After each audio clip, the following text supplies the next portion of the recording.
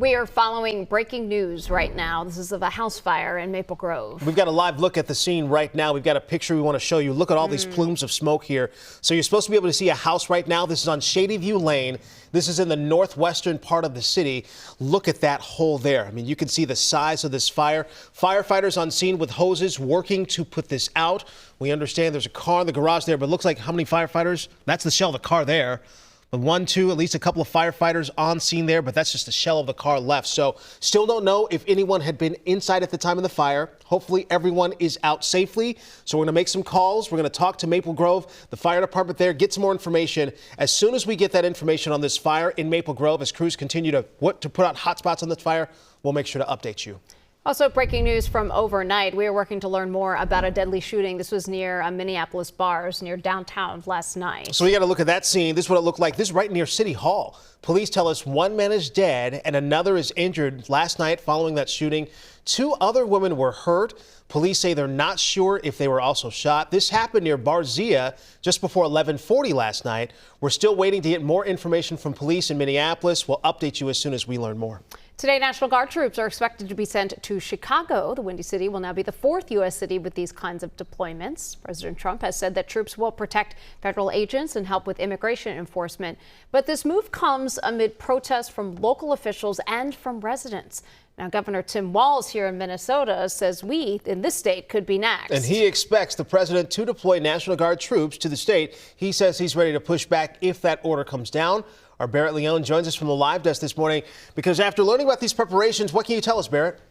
Well, good morning, AJ. Heather, the governor says his administration is getting ready for that possibility and gearing up for a legal battle if it happens. He was joined by Illinois Governor J.B. Pritzker yesterday at a forum at the Walker Arts Center, both expressing concern about troops in their states. Walz says he anticipates Minnesota to be on that list after the White House has moved to send troops into several so-called blue cities. He says that the state is preparing on multiple fronts, legally and logistically, for what he calls an abnormal situation. The governor says this has been a concern for months, and as states, including Illinois, have already moved to challenge the deployment in court.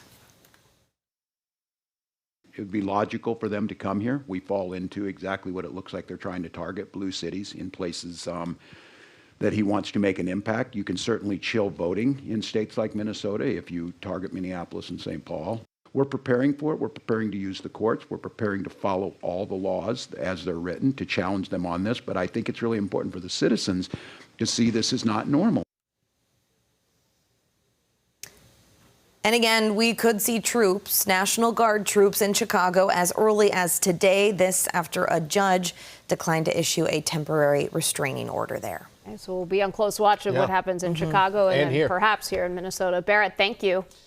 Also, it's been over a week since the federal government shut down, and so far, not much progress from Washington, meaning it's not likely to end anytime soon. But there is now a White House draft memo that suggests furloughed federal workers may not get back pay whenever this stimulus comes to an end. There is, though, a 2019 law that was signed by President Trump himself that promises back pay to all federal workers after a shutdown.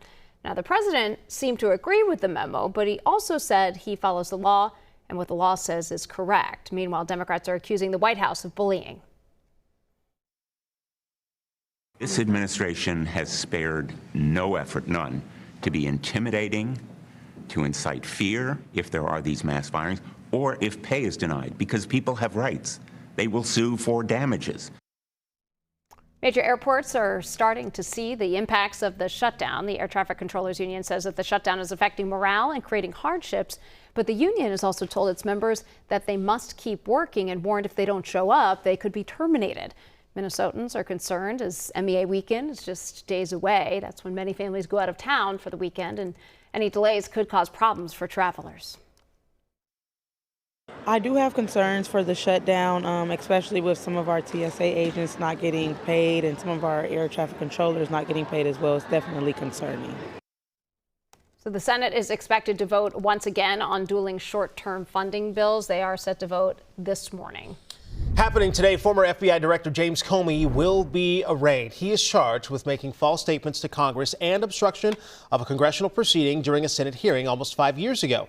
The Justice Department alleges he lied to lawmakers about whether he authorized an FBI media leak. Critics say the charges are revenge for Comey's investigation into President Trump's 2016 campaign. Many legal analysts say the case is so weak, it never should have been filed. There's a new U.S. attorney for the district here in Minnesota. Yesterday, Senate approved Trump nominee Daniel Rosen. Rosen is a Minnesota native. He's also a graduate of the University of Minnesota Law School. He comes with 30 years of experience as a commercial litigator at the federal and state levels. Congressman and Majority Whip Tom Emmer says, quote, "We are confident that Mr. Rosen will fight to protect Minnesotans and their hard-earned tax dollars from the scourge of crime and fraud we've seen across our state." Some Minnesota Senators Tina Smith and Amy Klobuchar, they voted against a block of 100 nominations that included Rosen. The Minneapolis DFL party says it's being investigated for misleading mail. They say a complaint to the state DFL alleges a mailed postcards that says Senator Omar Fateh has been endorsed by the party for Minneapolis mayor when he is not. Now, the state DFL party revoked Fateh's endorsement over problems with the Minneapolis convention voting process. But Minneapolis DFL members say the mailers were ordered before that announcement, and slow delivery times caused them to come out after the decision. State party leaders say they're reviewing the complaint and expect it to be resolved soon. Senator Fateh has already been fined over claiming the endorsement in yard signs and on his website after it was revoked. By the way, 15 candidates are facing off in the race to lead the city of Minneapolis. You can find out more information about each of those candidates on our website, WCCO.com. Minneapolis police are asking for your help to find a driver involved in a hit-and-run crash. So that crash seriously injured a man who was riding this bike right here. Police posting the picture to social media along with details on what happened. They say the crash happened October 3rd, about 2:30 in the afternoon on the 2800 block of East Lake Street. Car involved was a 2015 Chevy Silverado. If you have any information or photos or videos, they ask please reach out to Minneapolis police.